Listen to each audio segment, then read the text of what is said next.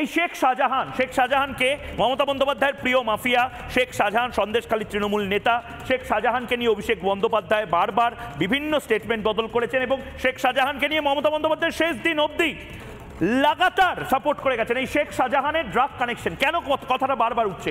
2022 সালে দুবাই থেকে কলকাতায় যে মাদক পাচার, আবারও বলছি, সেই মাদক পাচারটা হয়েছিল জবেল আলী পোর্ট থেকে কলকাতার একটি জাহাজে, ক্লিয়ার। এরপরে 72 বস্তা 74 বস্তা যত বস্তাই হোক, 70-এর ওপরে যে বস্তা, তাতে হেরোইন বাজেয়াপ্ত হয় 180 থেকে 90 কোটি টাকার ভ্যালুয়েশনের সেই হেরোইন, এবং সেইটা বাজেয়াপ্ত করে সেন্ট্রাল এজেন্সি, কাস্টম, সিআইএসএফ সবাই মিলে। 80 কেজি হেরোইন এতে, নীলাদ্রিবাবু আপনাদের বলছি, বাজেয়াপ্ত করে কেন্দ্রীয় শুল্ক দপ্তর মানে কাস্টমস, ইনডিরেক্ট ট্যাক্সেস কাদের আওতায়?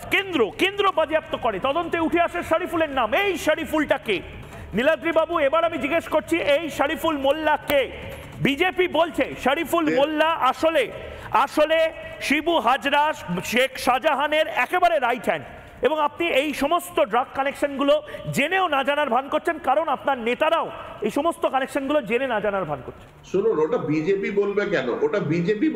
ওটা তো বলবে গভর্নমেন্ট এজেন্সিস বলবে এই শরীফুলকে, শিবু হাজরাকে ওদের কোনো লিঙ্ক আছে কিনা। এটা তো বিজেপি বলার কিছু নেই। আমার প্রশ্নটা হলো, 1.5 বছর ধরে ওরা করছিল নাকি? একটা চার্জশিট ফাইল হয়নি কেন? অ্যারেস্ট হয়নি কেন? জগন্নাথ দা 1.5 বছর ধরে কি করছিল? নীলাদ্রিদা তো ভ্যালিড প্রশ্ন, উত্তর দিন। দেখুন, নীলাদ্রিবাবুর জানা উচিত ছিল। প্রশ্ন আছে, আদানির পোর্টে 20,000 কোটি টাকা ড্রাগস ধরা পড়ল 2 বছর আগে। মুন্দ্রা দুটোরই একসাথে, জগন্নাথ দা বেশ কেন হয়নি? কলকাতার এই কনসাইনমেন্টটা ছিল গিয়ার বক্সের কনসাইনমেন্ট, ইন্টেলিজেন্স ফেলিয়ার না। ইন্টেলিজেন্স যখন জানতে পারে যেটা সাসপিসিয়াস কনসাইনমেন্ট, তারপরে সেটা কাস্টমস ওখানে আটকে দেয়, এবং কাস্টমস আটকে দেওয়ার পরেতে আর কনসাইনি অর্থাৎ শরীফুল মোল্লা আর মালটা নিতে যায় না। 2-3 তাকে নোটিশ করে ডাকা হয়, কিন্তু শরীফুল মোল্লা কলকাতা পোর্টে হাজির হয় না। এর মাঝখানে দুবাই, এই মুন্দ্রা এবং পোরবন্দরে দুটি কনসাইনমেন্ট একইভাবে ধরা পড়ে, এবং সেটা ইন্টেলিজেন্স স্কিলের জন্য, ইন্টেলিজেন্স ফেলিয়ারের জন্য নয়। তারপরেতে এনসিবি আর ডিআরআই, কাস্টমস এবং কলকাতা পোর্টের সিআইএসএফ একসঙ্গে এই যে কন্টেনার, এই শুনুন আগে ইল ইনফর্মড হয়ে কথা বলবেন। এই কন্টেনারটা খোলে এবং এই কন্টেনারটা খোলার পর এখান থেকে ওই গিয়ার বক্সের ভেতর থেকে ড্রাগগুলি বেরোয়। গিয়ার বক্সের ভেতর থেকে ড্রাগগুলি বেরোনোর পরে ডিআরআই যখন কেস শুরু করে, তখন তারা স্ট্রেস করতে শুরু করে শরীফুল মোল্লাকে, এবং যে মুহূর্তে এই খবরটি আমরা তখন সে সময় জানাই, এবং তার জন্য মহামান্য শাহজাহান শেখ, সুকান্ত মজুমদার এবং আমার বিরুদ্ধে 10 কোটি টাকা করে 20 কোটি টাকার মানহানি মামলা করে। আজকে আমি ওই মহামান্য শাহজাহান শেখকে বলবো, আসুন হাইকোর্টে আপনার সঙ্গে আমি মানহানার মামলাটা লড়ি, দেখি কার মান থাকলো আর কার মান আজকে হানি হয়েছে। তো তারপরেতে যখন ডিআরআই, সিবিআই এবং বাকি তদন্তকারী সংস্থাগুলো সন্দেশখালীর জেলিয়াখালীতে শরীফুল মোল্লার খোঁজ করে, সেই শরীফুল মোল্লা তারপর থেকে নিখোঁজ। আমাদের প্রশ্ন, কোথায় শরীফুল মোল্লা? আমাদের প্রশ্ন, কোথায় শরীফুল মোল্লা? সেটা আপনার এজেন্সিকে জিজ্ঞেস করুন, সরকারের এজেন্সিকে জিজ্ঞেস করুন। ওটা আপনার পুলিশকে, আপনারা আপনার পুলিশ ভাবেন, আমরা ভাবি না। আমাদের তো দায়িত্বই নেই। Drugs is not within hour পারভিউ, please understand. আইনটা পড়ুন, ড্রাগসটা এনসিবি বা ডিআরআই এর আন্ডারে। না, অনেক ঠিক বলছেন না। আচ্ছা, অরিন্দম দা কিছু বলার চেষ্টা করছেন। অরিন্দম দা ঠিক বলছেন। অ্যাডভোকেট সাহেব বললেন, আপনাকে দুটো প্রশ্ন করি আর শ্রদ্ধা জানিয়ে আপনাকে প্রশ্ন করি। আপনি পিটার মুখার্জির নাম শুনেছিলেন? আপনি, আমার মনে হচ্ছে যে ইন্দ্রাণী মুখার্জির নাম শুনেছিলেন। কত বছর পরে তার যাবজ্জীবন জেল হয়ে গেল? আপনাকে বলি, এনডিপিএস অ্যাক্টটা আপনি জানেন, আন্ডার সেকশন 29টা, আন্ডার সেকশন 29 হচ্ছে অ্যাবেটমেন্ট এবং কনস্পিরেসি রয়েছে, এবং this is the subject matter to cause an inquiry. আপনি বলে দিচ্ছেন অনেকদিন আগের ঘটনা, এটা হচ্ছে কি আজকে তদন্ত সাপেক্ষ। কিন্তু যে জিনিসটা আপনি আমাকে বলুন, আপনি আমাকে একটা উত্তর দিন। আপনি উত্তর দিচ্ছেন কেন? আপনি একটা উত্তর দিন। এই শাহজাহান 137 কোটি টাকা, 137 কোটি টাকার ব্যাপারটা যেটা জানা যাচ্ছে, আজকে ইডি যে আজকে 31 কোটি টাকা কনফিসকেট করলো, এটা শাহজাহান কি ব্যবসাটা করে? আমি কোন পার্টির কথা বলছি না ভাই, আপনি তদন্ত সম্পর্কে কথা বলুন। যে আপনি বলে দিচ্ছেন যে সেই সময় ঘটনা 2022, তাহলে যদি ইনভেস্টিগেশনে আজকে প্রমাণিত হয় যে এটা লিঙ্ক রয়েছে, আপনি আমাকে বলুন শাহজাহান আজকে সিন্ডিকেটটা করেছিল, সেই সিন্ডিকেটে কারা আছে, কারা রয়েছে? আজকে এই যে সফিকুলের সাথে যদি লিঙ্ক পায়, তাহলে আপনি এমনি আজকে 14 দিন পিসি দিয়ে দিল। আপনি কোনোদিন শুনেছেন? আপনি কোনোদিন শুনেছেন? আমি দুজনকে একটু থামাচ্ছি।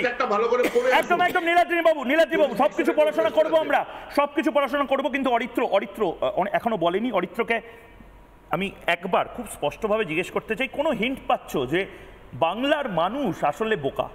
আমরা এপ্রিল ফুলস ডে দেখেছি, আমরা দেখেছি একটা বাচ্চা ছেলে স্কুলে সে বোকা হতে চায় যাতে মানুষকে না ঠকায়, কিন্তু আসলে বোকা কিন্তু বাংলার মানুষ। কোনো হিন্ট পাচ্ছ যেখানে নেতারা সব জেনে বুঝে আবার চুপ করে থাকছে?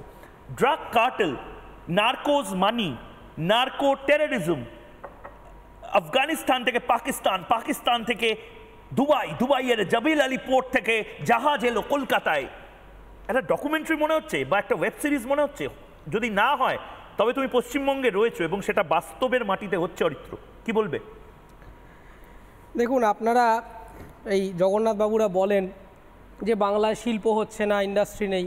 কে বললো? এই তো ইন্ডাস্ট্রি, কত বড় ইন্ডাস্ট্রি দেখছেন না, ড্রাগের ইন্ডাস্ট্রি, মাফিয়াদের ইন্ডাস্ট্রি, এটাই এখন মূল প্রফেশন হয়ে যাবে। আপনারা খামোকা গালাগাল করছেন।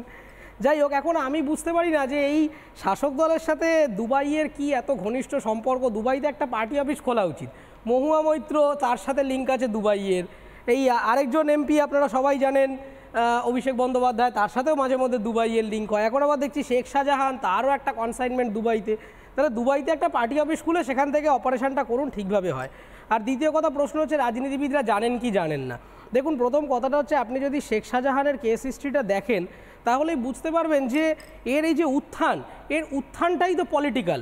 একটা খুব মার্জিনালাইজ কমিউনিটি থেকে উঠে আসার পরে তিনি যখন রাজনীতিতে আসেন এবং জ্যোতিপ্রিয় মল্লিকের হাত ধরে রাজনীতিতে আসার পরে জ্যোতিপ্রিয় বাবুই ছিলেন তার গুরু, এবং তার আমলেই যে মারাত্মক উত্থান হয়েছে এবং সেই উত্থান থেকেই নেটওয়ার্ক তৈরি হয়েছে। এবং একজন মানুষের পক্ষে এত বড় সাপ্লাই চেন কখনোই সামাল দেওয়া সম্ভব নয়। আজকে এখানে বসে সন্দেশখালিতে থাকেন উনি, সেখান থেকে বসে করাচি, আফগানিস্তান, কাবুল, এই সমস্ত দূর দূরান্তে যোগাযোগ করতে গেলে বিরাট নেটওয়ার্ক অবশ্যই প্রয়োজন হয়, এবং এটা একজন মানুষের পক্ষে সম্ভব নয়। এবং আপনি যদি দেখেন এর আগে অনুব্রত মণ্ডলের গ্রেফতারের কথাটা মনে করে দেখুন, এদের একটা অদ্ভুত অপারেশন প্ল্যান আছে, এরা নিজেদের নামে করে না। এবং বিশেষত এই অদ্ভুত কখনো বাড়ির পরিচারক, গাড়ির ড্রাইভার, একজন সাধারণ মানুষ যাকে দেখলে অ্যাপারেন্টলি আপনি বিশ্বাসই করতে পারবেন না যে এ টার্গেট হতে পারে বা এর নামে এত সম্পত্তি আছে।